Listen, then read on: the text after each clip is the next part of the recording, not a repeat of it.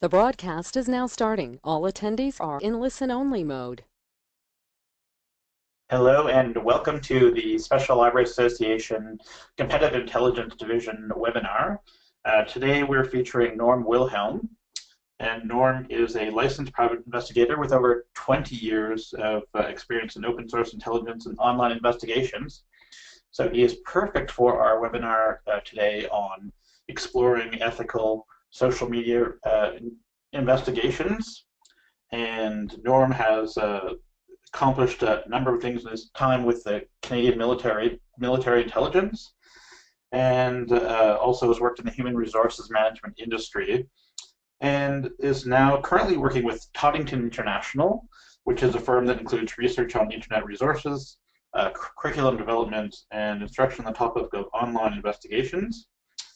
And he's also done a number of work delivering courses to investigators working at private companies and corporate security units. And so Norm today is going to take a look at, as I said, the ethical social media investigations. And so I will turn it over to Norm, and he can begin his presentation. Hi, Norm. How are you? Thank you, Jim.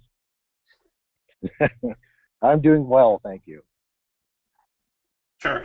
So, all right. Sorry? Go ahead. Okay. So I talked with Jim about some of the points that members of the SLA are interested in. So the key points that we're going to be looking at over the next hour are looking at ethical and moral guidelines, how to eliminate a lot of the noise and clutter that we find in the searches that we're doing. Also looking at bias and cherry picking, which is how I label it, but basically it's how we can become a little tunnel vision focused on some of the research and intelligence that we do. And finally talking about what I think is very important, is the importance of an executive summary when you're writing up your results. So let's see, as an introduction, I think a lot of it starts with policy. We're talking about ethics and moral and guidelines. As a single person, we have our own individual ethics and morals, but unfortunately that's not the guideline that we're looking at when we deliver these products into courtrooms and into boardrooms. We're looking at a lot of people who are very concerned about being sued, they're concerned about legal repercussions, and they're all concerned about the responsibility being thrust on the person who's doing the research. And one of the things you can do that's very important is to have some sort of policy. And it's not just organizational, it's also for those persons doing personal research or doing a one-person operator type of company. Having that policy in place is what's going to protect you later on when someone disagrees with what you've done, whether it's the client who isn't satisfied with the results that you provided because they were expecting something else, or when someone who's mentioned in your report looks and goes, hey, I don't agree with what you did. I don't agree with how you got the information. So having the policy and guidelines is a very important step. What do you think there, Jim? Are we hitting it on the head for what you're concerned about? Yes, definitely. I think that it's important right off the beginning to have a fairly good plan and a policy from the ethics standpoint, so you sort of know what framework you're working within. Mm-hmm. And I'll keep going, and just let me know if a question pops up on there. Sure, will do. So ethics again, talking about your policy, the first off is a lot of what we draw is from the private sector has migrated over from the military, is what I've found. Especially when we look back in time, some people talk about competitive intelligence as being created sometime after World War II. When we actually look at the process, we're going right back to World War I. And we're looking at the British intelligence standards. And then as other countries learned more about the intelligence process, they looked at what the British did and they said, okay, that's good, but it doesn't quite work for us. So each nation started developing their own process and what they consider to be ethical and moral. And then it becomes into the public realm more of when we're talking at private investigation and law enforcement. And everybody has their own focus. So then we come to our own companies, whether it's a large organization, whether we are involved in some form of law enforcement, or we're having our own private company doing research and intelligence or investigations, we have to have that standard. So looking at the policy, what equipment are you going to be using? How are you going to be using it? And most important, setting out what is our objective. And that will differ between different companies. Your objective being the focus of your organization or that particular report that you're working on. The second set of guidelines that are important within that policy are going to be, how do you conduct your research? And a lot of it follows the same basic template, no matter what industry you're working on. That can involve mostly setting out, how do we receive our assignments? Do we just pick them ourselves, or do we have to have a client that gives us authorization? In the investigation industry, we really can't just pick anybody. We have to be given an assignment. It has to be a form of a contract in order to have a legal basis. We would also be looking at what kind of flags are we looking at? What justification do we have? For some organizations, it's a case of, well, look, we do research, therefore there's our justification. When we're looking more at individual persons, then there need to be some sort of flags. For instance, we're doing due diligence on an organization that we may be merging with. So we want to know about the people and what problems the organization may have had, which would influence us. If we're looking at something like insurance fraud, we want some sort of flags or some sort of oversight from the client to say, why do you want us to look at that person? If we're looking at an organization, especially competitive intelligence, we want from our executives who are giving us the assignment, whether it's in-house or going to a third party, we want it clearly stated, what is it that you're looking for and what do you expect us to deliver? All right. Any feedback coming back on that, Jim? Sorry, no. We're fine Oh, there. okay, still good. All right, so next set is the tools. Pretty much everybody is going to be using a laptop, whether it's Mac or whether it's a PC-based system. Depending on the level of and the type of work you're doing, you may be required to outline the specific devices, the specific programs that you're using, the specific tools that you're using, especially when they're applications. Some people don't realize it, but even a simple tool like using a Mozilla Firefox browser, some organizations are forbidden to use the Mozilla Firefox browser because the legal and executive staff have decided that it's too intrusive because of all the applications in it. It's a very debatable subject. It's something that organizations are working around. But the legal input comes in and you have to follow that policy. After you've got that sorted out, then it becomes a case of what websites are we looking at? And that can be very particular, and especially with experience. There are websites that over time we can deem as untrustworthy, and one of the most famous would probably be something like thedirty.com, if people are familiar with that type of website, where it's all rumor and speculation. And most of it is straight out disinformation for it, except to affect individuals and people. And we probably saw the greatest influence of that during the election. So not trying to put out whether it's good or bad, but even now we're still suffering repercussions of people looking at websites and going, is that a trustworthy source? So we have to factor that in. Some of those, an organization may decide we will not look at any information from a specific website because of our concerns about the validity of the source of the information. Most of the time we're sticking with straight social media, but that can have an impact. So looking at your websites, in particular, what government databases are you going to be using? Having the authorities in place that you are a registered user to access a database or whether it's in public domain. Then looking at the media websites you're going to be using, what sources. Then switching over to mapping and geolocation programs, which are very underestimated. You can gain a lot of information about an organization or about people just from the information you can see on mapping and geolocation. We're talking about Google Maps, Bing Maps, Ecophedia, or Geophedia and EchoSec, these type of programs. And then listing the social media.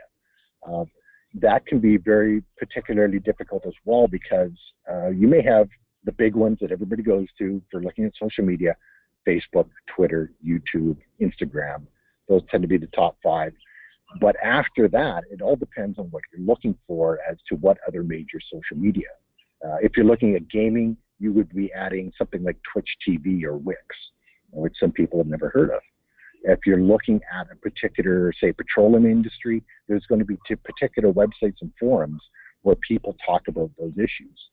If you are looking at stock market information, then it's going to be looking at CNWire. And part of putting all this into your policy and guidelines is showing that you're not fishing. You have a plan. You're following scientific methodology. You're following a proven process. All right, Jim, how are we doing there? Yeah, no, I think that's exactly correct. I mean, in the sense that you have to be able to select where you're looking based on what type of industry or what type of markets that you're looking at. So if you're looking, say, at there's so many social media sites out there, but Norm and I were just talking briefly about the tourism industry. And if you look at the social media that's around tourism and reputation management around Yelp, TripAdvisor, and those are people's feedback and opinion, but they're experiences that the person would have had, and so it's helpful to sort of, as I say, fish where the fish are as far as what industry you're looking at. So if you have it put into the plan right up front, that you know where you're going to look, hopefully that you'll be able to not miss anything. Mm-hmm. And one of the most important factors to consider nowadays, especially with social media, is that due to the responsibility being thrust onto website operators, many of them have switched over to being able to sign in. So now the great argument becomes, well, is that still in the public domain or not? The viewpoint that many organizations have, including myself, is that the signing into an account where you would not otherwise see the information is a form of control by the website operator. It is not about privacy. There are privacy controls which are completely separate. So that when a person posts information on Facebook, which is closed to Google search engines, just as an example, if they have not set their privacy controls and it's open to all the persons seeing Facebook, it's still deemed to be within the public realm. The sign-in that you performed was a means of the website operator controlling content so that you don't post anything offensive or act in a manner that contradicts their policy guidelines. In the end, what happens is if you can eventually click through it and legally access information, then signing in becomes no different than going to a website like Infomart, where you're signing in and getting a product of public domain information. That one comes up in legal cases quite often when people complain about that. So we end up with court cases where it varies so widely as to which person is looking at the information. They have their own forms of bias. In one case, a person will look and go, whoever the master or the judge is, may look at the information and decide, well, you've allowed over 300 people to look at your information, therefore you're in the public domain. In contradiction, we have another judge who says that, well, yes, this person may have 500 friends or 500 associates accessing it, but they blocked out over 1 billion people. Therefore, it is within the public domain. It is private. Yeah, so we end up watching a lot of case law to find out where this is switching. Fortunately, for a lot of the information that we're looking at for competitive intelligence, that doesn't quite affect us as much. We're looking more about what people are posting deliberately for other people to read. But it can come up in some issues when you're looking at a specific bit of information that you really want. You have to sit there and judge and go, okay, is this really going to fall within our ethical and moral guidelines? And that's basically what our policy becomes. It becomes our ethical and moral guideline for how we produce it. And most important, if everybody is following that same guideline in the organization, then they can't say that, oh, you're just making it up as you go along. It becomes, no, we've created this policy, we've created the guideline, the executive has signed off on it, the legal staff have looked at it and they agree with it, therefore we believe we're in the right to access the information according to this method.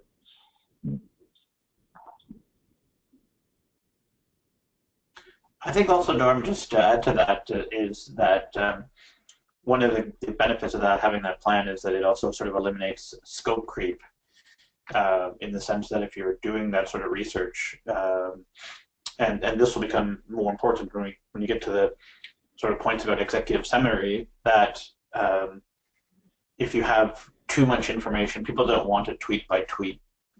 They want, what does this mean to me? And so if you have it all planned out and you don't have the scope creep, it's very helpful to keep you within certain Stratos guidelines. Yeah, especially if you could have somebody who's experienced able to look at the assignment and go, well, based on what you've assigned to us, this work could take 50 to 100 hours because you're asking for so much. At that point, you might say, well, look, let's break this into smaller pieces and smaller manageable ones to avoid that creep, or to avoid, and this is what happens with new trainees, is what I call chasing the rabbit. Anybody who's been online and starts looking at social media knows how easy it is to start hitting one point and then all of a sudden you hit another link and another link, and before you know it, you're completely outside of your assignment scope. So then you have to sit there and go, okay, how do I prevent this from happening? And basically you have two ways. One is making sure you have a clearly written assignment that gives out what your task is and what your objectives are. Ideally, 3 objectives for what the client wants. And the second is also assigning a time limit so that you're not wasting 5 to 10 hours trying to get into minutia. You want to, at the most, do a couple of hours on that central assignment topic and then decide, okay, do we have enough information to meet the tasking and the objective that we were given, or do we have to go back and tell them we need to go outside of what you've given us because we're not finding enough information?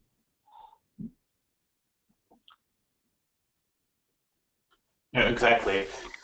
So, Norm, can you tell me a bit about sort of what we had discussed earlier about sort of filtering out the noise that people, there's so much information out there, and obviously, a lot of questions around fake news and, the noise that's there, and how you would go about doing searches that filter out that noise so that we have fairly reliable information that you're providing based on your project.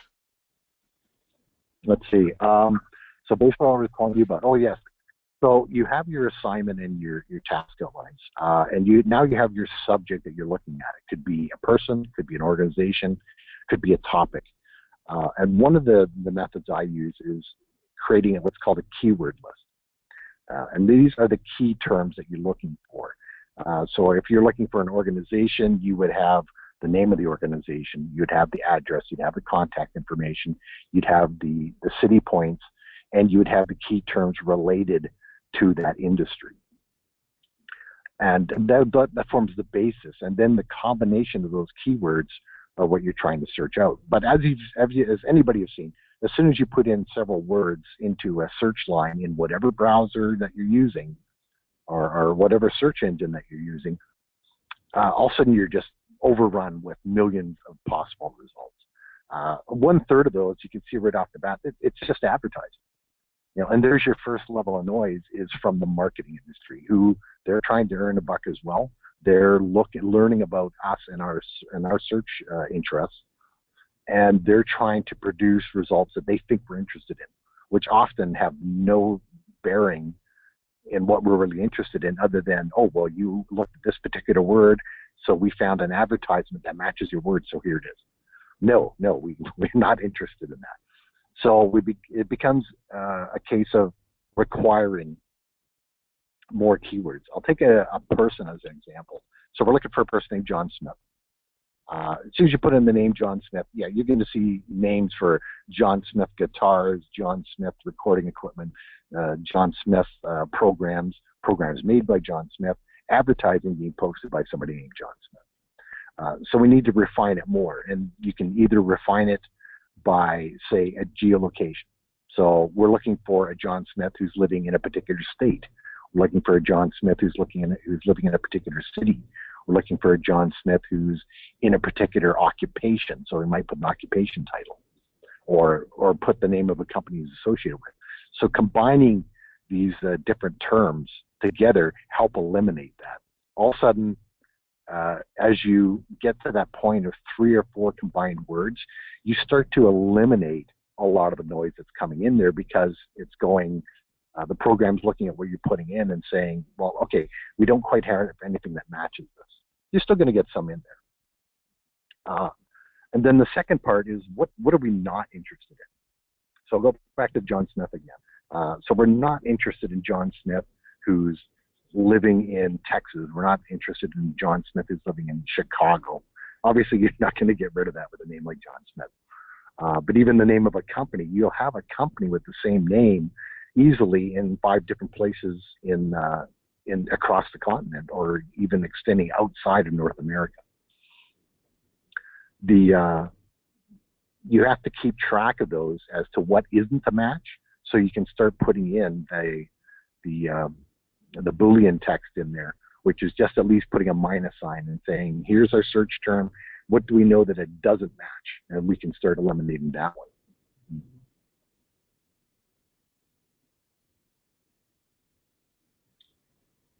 No, I think I think that's very important in the sense that, you know, the sort of not functionality of screening out what you don't want is just as important as what you do want, because, you know, a lot of the reality is that the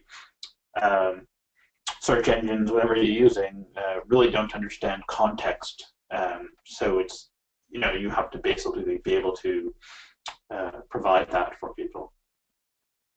Exactly, and some of the other ways to force it to do what you want are putting your terms inside question marks.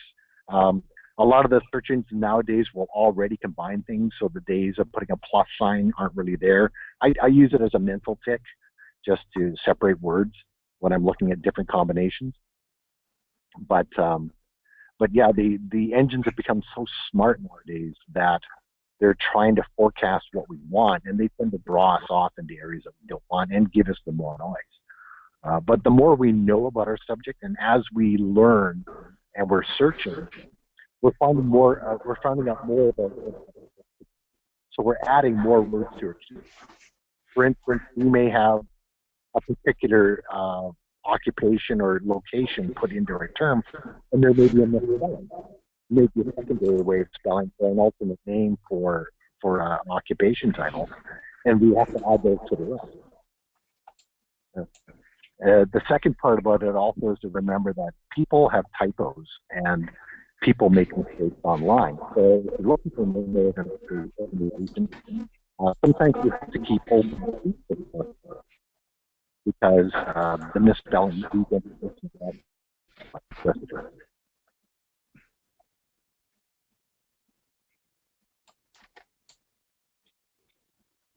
Oh, you still there, Jim?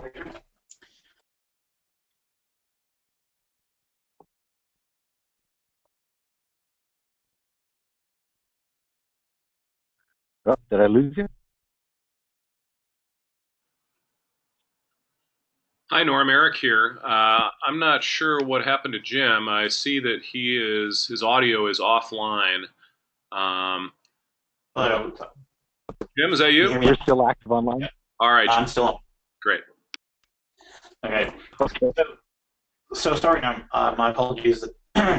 We were talking about filtering out the noise, and I was just wanting to know, just along those same sort of lines, when you're talking about that, if you just look at and then adding that together with what we talked about in the sort of planning stage, is how, you know, you would say you would control for different biases, because I know everyone has a particular bias that they may have, that they were looking at something from the eyes of, you know, what they already know, or the limits of what they are capable of looking at. But I guess controlling for bias, I think, is really important these days, based on the fact that there are so many sites out there that you could actually use, and how would you control for that sort of bias? Let's see. I think when we were talking before this came up about talking about reputation management, that is an excellent example of how bias can affect us. Let's take, for example, we have, okay, I guess I won't name a major company, but okay, we've got Brand X. They're a major company. They're looking for positive feedback about a particular product, or they're looking about what maybe another company may be saying about them. We would become very focused on something like that, where we're looking for, say, we're Brand X, but Brand Y may be saying something negative about us, or we suspect that they may be organizing a campaign that's saying something negative. So in our keyword list, we would use negative words. Brand X sucks, Brand X terrible, Brand X is faulty, etc. Except that right there demonstrates your bias. We're definitely looking at negative content. At the same time, we should be looking at positive. Right? So in our search terms, you could do test sampling. If we put in Brand X and then we put in a series of positive terms, great, fantastic, satisfaction, etc., then we can see, okay, these are the positive contents the remarks or postings being made about the organization. We want to reflect the second list with negative terms, just to show that the results are balanced. And you can do a comparison about how many results you get with the positive terms and how many results you get with the negative terms. And then as a test, we could probably use some neutral terms, which is just trying to get terms just to get a product to show up. Let's see, one example, price, availability, etc. Terms that sit right in the middle, but would bring up the name of a particular product. When you put dishwasher price, you're not going to get positive or negative content. You're going to get just listings. Right? And so this is an example of how frequently the topic is being identified. Okay, so as a contrast, you may be looking for just negative, but to at least get an example of how much positive is out there, just to find out whether there's an overwhelming number of negative versus overwhelming number of positive. Yeah, I think that if you look at the number of sites like Infomart or LexisNexis, where they actually provide you with considerable amount of information about sentiment analysis. So, what percentage is negative, what percentage of the stories in a media perspective are positive. And I think that if you only just want to see negative about a company, that's all you're going to see. And that's not giving... the words in your search list and the words that you're picking out will reflect your bias, especially when you come to your executive summary. And then if you get challenged on it, you get asked, well, what about all this positive stuff? Oh, well, that wasn't in our assignment. That wasn't in our keyword list. Well, then you're reflecting that you were deliberately searching for something negative. Yeah, no, I've experienced that numerous times in the sense of, a lot of the work I've done is in the political world, and if you're so focused on one thing, you're not seeing the whole picture, and if you're not seeing that whole picture, you can miss a lot of stuff, and the results coming out of it, it matters. So I think bias is definitely something that we as information professionals certainly have to keep in check, because it's... Yeah, I was going to say another example is if you're looking at a particular person, especially like due diligence, it's quite common for people to look at who are the executives behind the organization. So we've got, I hate to pick on John Smith, but it's really dangerous to pick names, because it could easily be somebody who's listening right now. I throw out a random name and somebody goes, oh, that's me. So we try and stick with a general name. But if we're doing a due diligence on a person like, John Smith, who may be a politician in New York, our bias, we want to find out the key content. So we're going to have positive and negative terms. The first set would be our positive. So we're going to be looking at John Smith, and we're going to look at awards, commendations, positions, articles, reviews, interviews, etc. And then we're going to flip it around and try and focus on negative content and go John Smith, bankruptcy, fraud, court case, different terms like that usually tend to lead to negative results, or at least what is viewed by most programs as negative content. I think that's important because, as I say, bias affects a lot of outcomes. One of the other things that we mentioned off the beginning, and you just mentioned it now, with regard to showing up, how the bias could show up in an executive summary. So since we're doing this about social media, and as I say, people don't want that sort of tweet by tweet or post by post report, but if you've planned it out properly, you have your objective of what you're looking for. Can you just quickly talk about the importance of the executive summary when you're presenting something, and to stay on task, and as well as put in the language that people would be able to understand?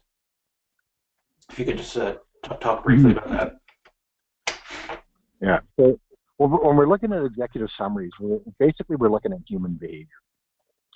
When the person is looking at something online, whether it's visuals or postings, their attention span's about 15 seconds at the most.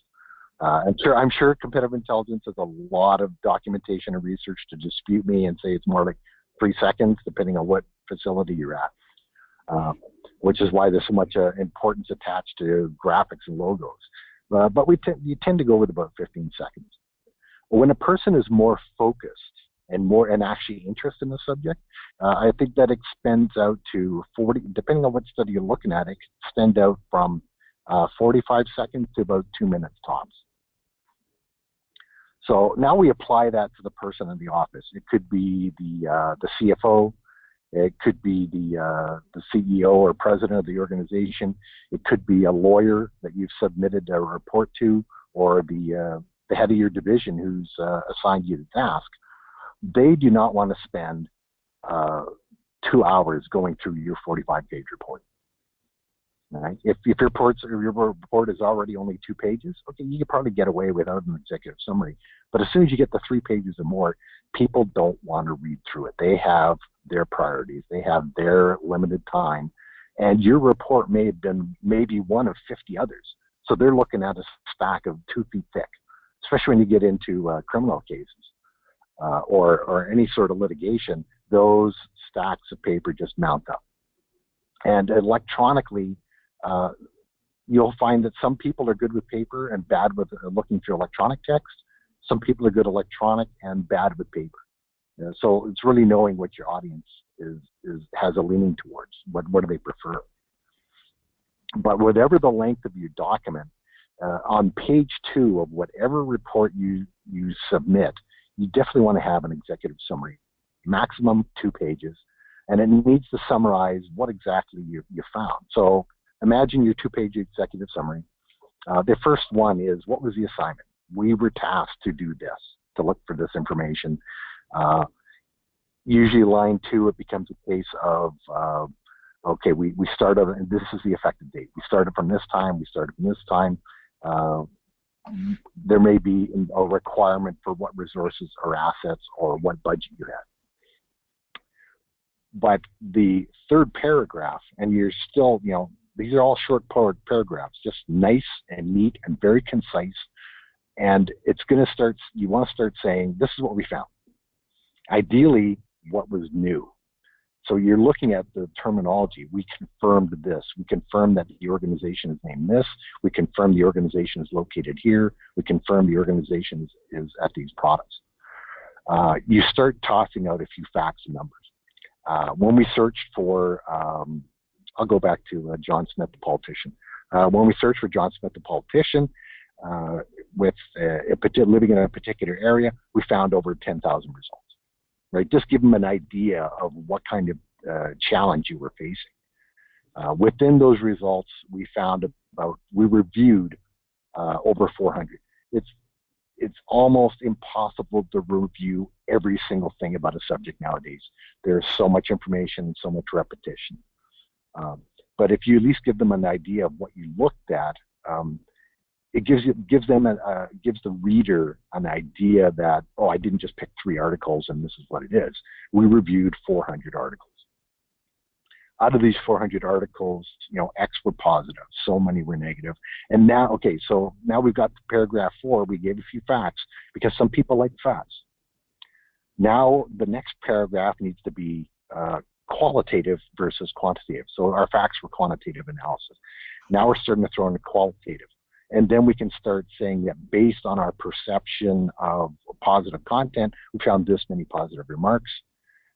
And we found this many that we can deem to be negative remarks, and then you're highlighting the best ones, the ones that are going to capture the person's interest, right? So you could spend 3 or 4 paragraphs sitting there going, we found this person mentioned on 15 websites, Facebook, YouTube, etc. This one particular link referred to him doing this.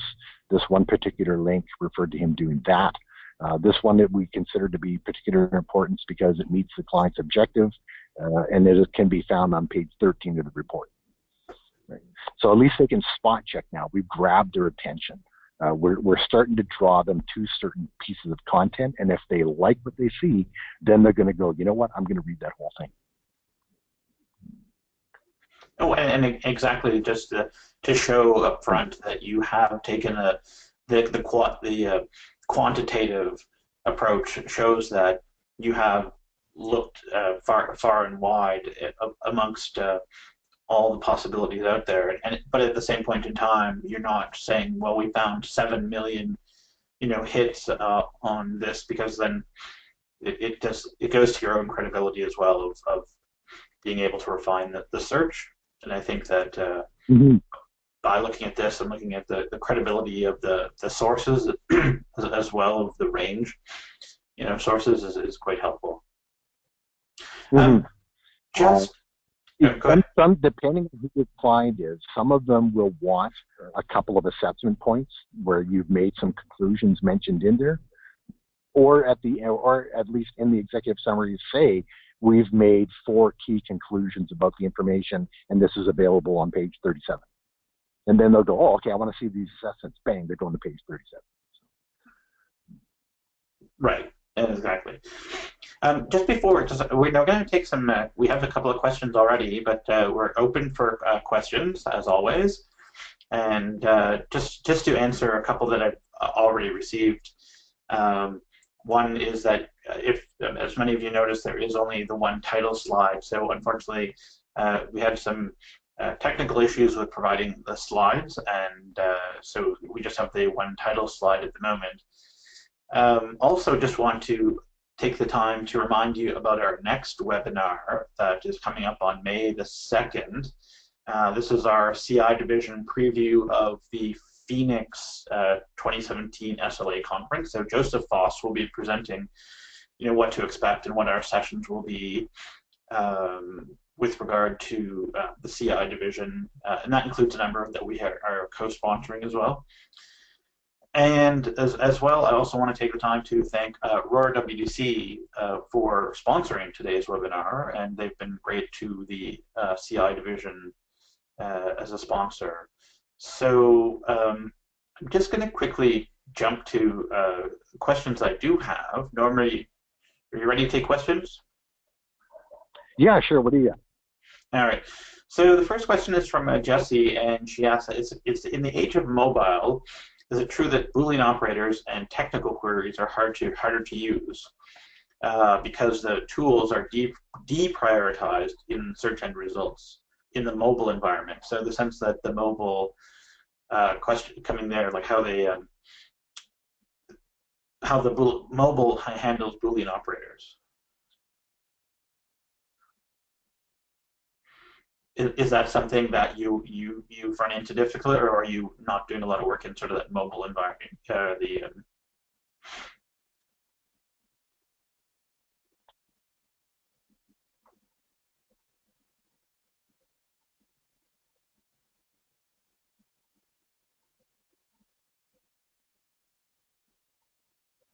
Hello, Norm.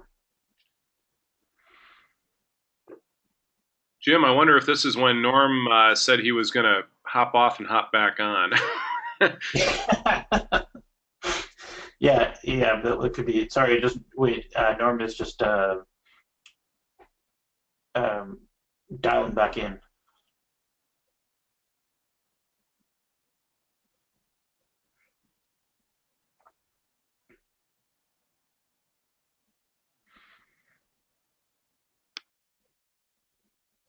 Hi, Norm.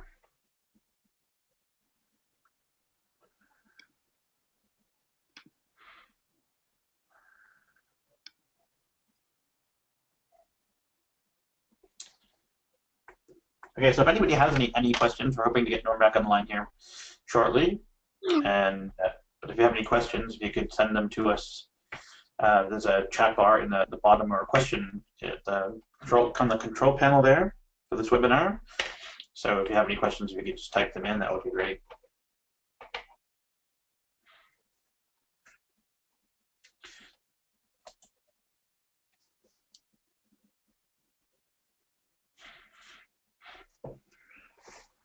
Well, in the event that Norm can hear us out there, and you're just not having your audio input working, Norm, just go ahead and hang up, and then dial back in on that same number with the same code, and we'll get you tacked up again here.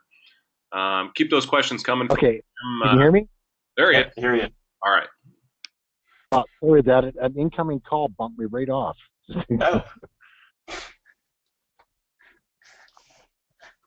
Okay, I'm back. So, so you're in the middle of a question, Jim. Sorry about that.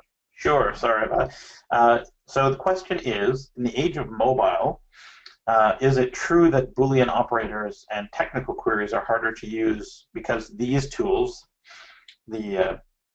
are deprioritized in search engine results in a mobile environment?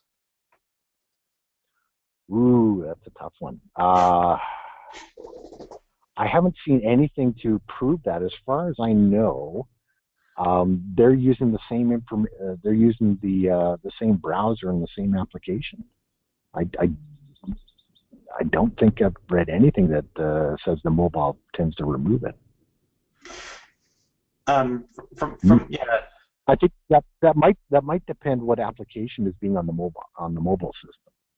Right, because I think that in the sense that the way it displays it as well, like because it's you're dealing with a much smaller screen in most cases, but also I think this is what I'm thinking, which is because you have limited display capabilities, it may not allow you to, because it says you can't handle this. It's the same like when you go to Google Maps. Some systems can't handle 3D maps, and it just says, okay, you can't see it because your system isn't capable of seeing it. Right. And that might be with mobile. You can't see pie charts. You can't see long spread tables. Yeah, so there's probably a lot of attached information that you can't see using a mobile device. And personally, yeah, the mobile device is great for short searches, but if you're doing long, detailed searches and you're trying to capture information, it's probably not the best tool. But if you're stuck temporarily someplace like what I'm doing right now, communications, it's great. It works better than the laptop. But looking at detailed data, I would say in that case, yes. Then the mobile is blocking you from seeing all possible content. Okay. So we have another question here. Is what are the ethical implications, or what ethical implications, sorry, does the Vault 7 leak have on social media firms? Sorry, does the what? Vault 7 leak? I'm not 100% familiar with that myself. Let's see. Is that the one that came up just a couple weeks ago? Yes, I believe so. Oh, let's see. That one I don't have an answer. I have, just because I've been out of contact for about the last month on the road. Right. So yeah. I would not be able to give a good answer to that. But when I get back to my office and I've had time to look at it, then that's when I could send a follow up and give an opinion on. Okay. Well, let me put it this way: is there somebody online who's been looking at it and has an opinion? I'm not the only expert out there. Is there somebody online right now who might have an answer for it? So it's the WikiLeaks, it's the CIA WikiLeaks hack. So basically the hack around the tools that the CIA were using to monitor people's well, I guess so people's conversations and devices as well. Mm-hmm. So if you're in the world of smart TVs and sort of virtual assistants, how is it? How does that affect social media? Ooh, that is a tough question. I think you're hitting back probably on the same reaction from when the Snowden leaks came out. And again, so I'm not the subject matter expert for that. I can say it as a person who's online, which is it can create a sense of paranoia. People will react with a sense that they may not be as willing to share information if they feel that someone's monitoring them that way. No, I think that definitely. Anything more than that, I'm not sure. Yeah, I think definitely it's given people cause to be a bit more cautious about what they're posting, as well as the sort of devices that they do have and how they use them. And I think that that's interesting in the sort of era of Internet of Things. That more devices will using are both two-way communication. So. And it's not even a topic I would be comfortable with. Like if I was sitting in a room with 10 people, and I knew their backgrounds, and I knew what the objectives of the conversation were going to be, then it becomes a case of okay, I'll offer some candid opinions. But when we're sitting in a room where nobody here knows each other on the phone, then it becomes a case of, well, I wouldn't want somebody to take a personal opinion of mine as like a Toddington guideline. Right. It would have to be just my opinion on it. And I'm also very guarded about it because as you introduced me with the background in intelligence, it becomes a case of I don't want to make myself a pariah as well. By saying something that some people would disagree with. Yeah. No, fair enough. I mean, it's. I think that's one of the things that people definitely have their own views about the subject and sort of the moral, ethical, as well as legal,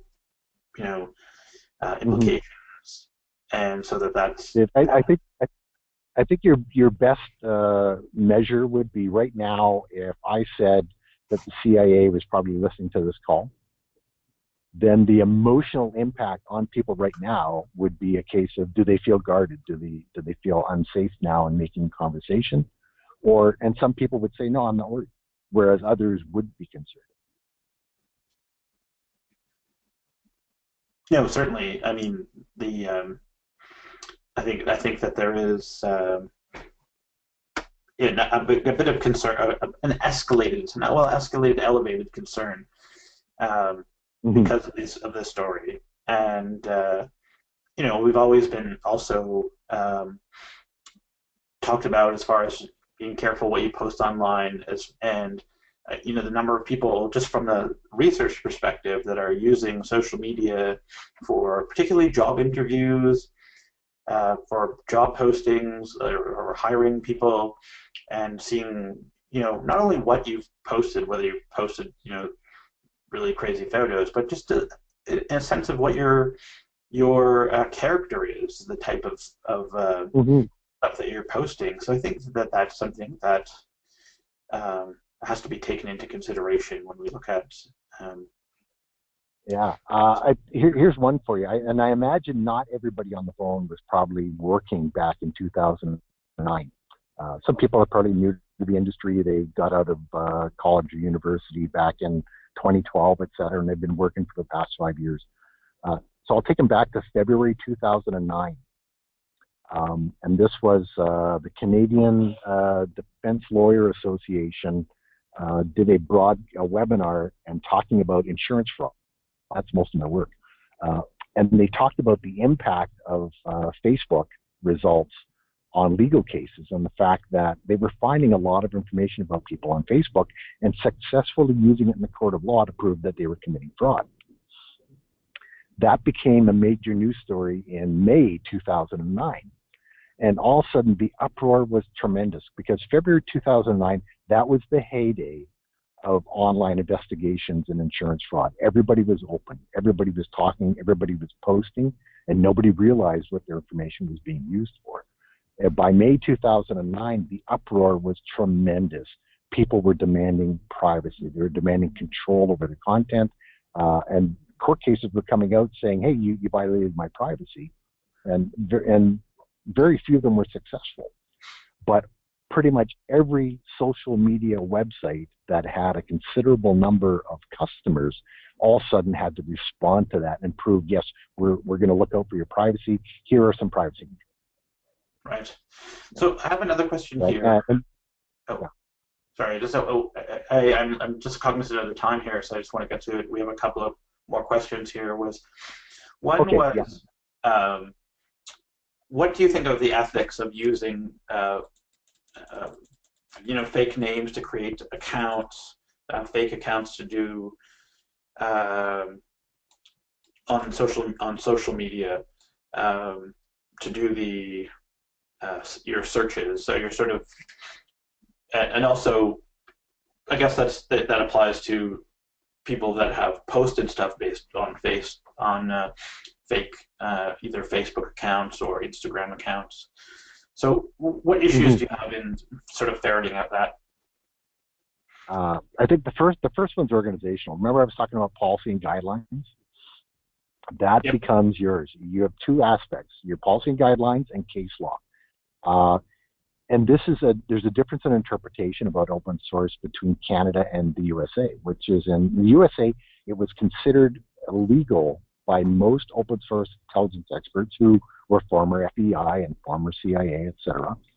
They considered that it was okay to use proxy names and to contact a person you were investigating or doing a due diligence on to get more information. But in Canada, you could not do that. That was against case law. You could not contact the person. You could not use a false name to solicit the information. And it's become more strict over time, to the point where it's affecting a lot of state investigative agencies in the U.S., where they're being restricted from that. So it becomes a case of if you're going to use a proxy name of some kind, you definitely have to have the organizational authority to do it.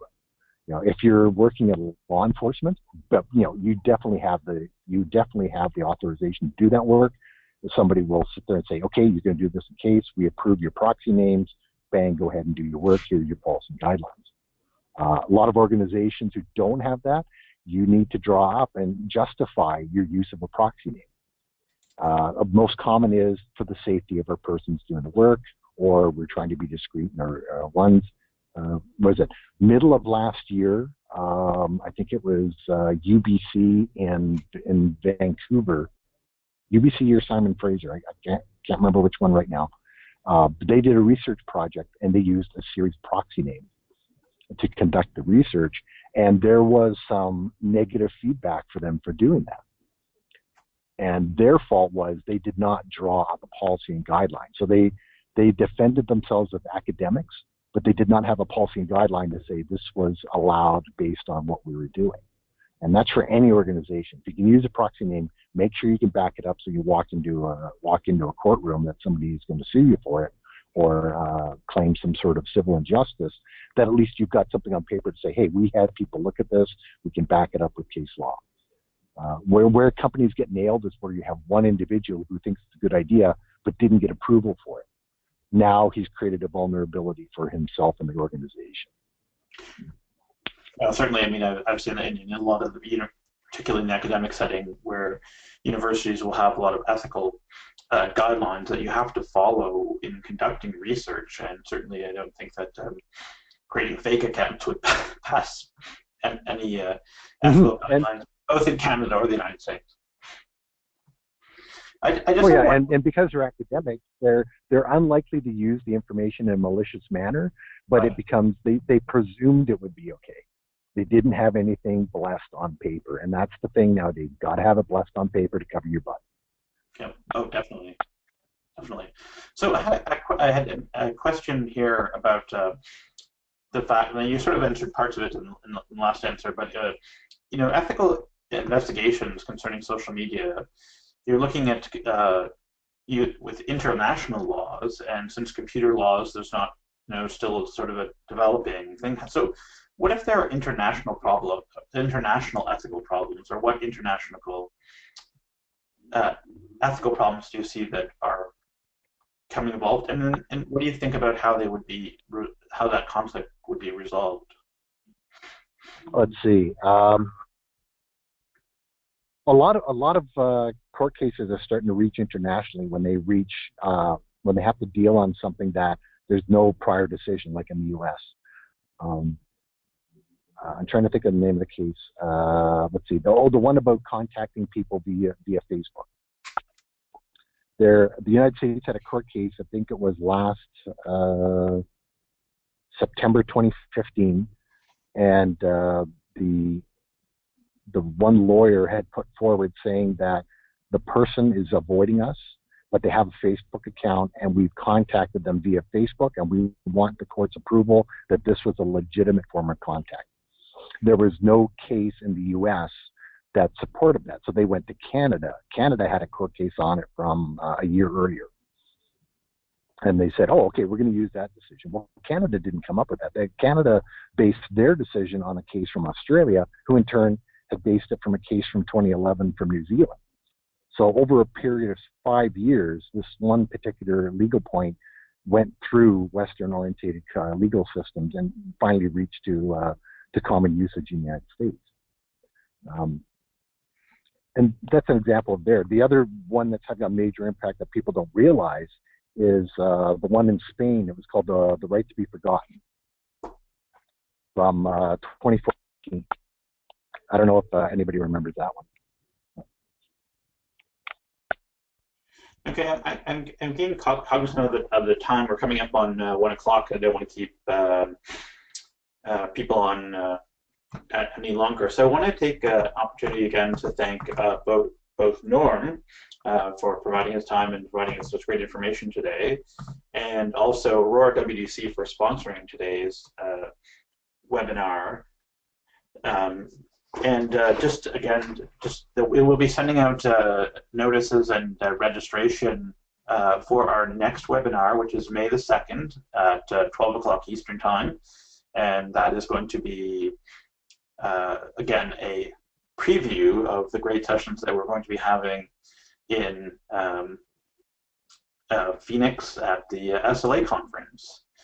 So, as Eric had mentioned previously, this session is being recorded. So if you will have that recording posted, and we can get that information to you through the CI Division website. So I want to again thank Norm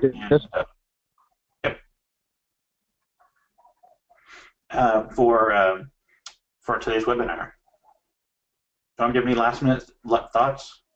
I'll just finish quick for 20 seconds. Yep. I know people have questions. Geez. Okay, you still got me? Okay, Yep. Good. Incoming call again. Okay, if they have questions, if they put them in and you think they're good ones, send them off to me later on, and I can get back and answer on some of those ones. Yeah, no, I definitely will. And yeah, we have some questions that say that unfortunately Norm is traveling at the moment, so I want to thank him for taking this time out of his travels to stop and do this for us today. Norm, is there anywhere that we can contact you? Is that what's the best way for listeners to get hold of you if they want to do that? Yeah, that's for email address. Hopefully you have it there. It's norm@tottington.com for email, and for my phone number, which is currently off because I'm in the U.S. and I'm trying to avoid massive roaming charges. But my Canadian number is 797-0305.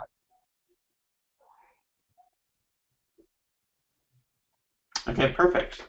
Well, that is excellent. Okay, quick plug for the company then. If they're looking for more work, they can talk to Julie and David Toddington if they want appearances from any of the three of us. There you go. There's my plug. Excellent. Excellent. That is very good. Okay.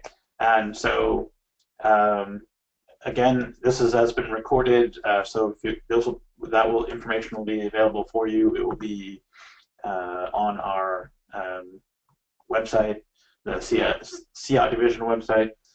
And thank you very much for today's for listening to today's presentation. Yes, I hope everybody was able to learn something, and thank you for attending.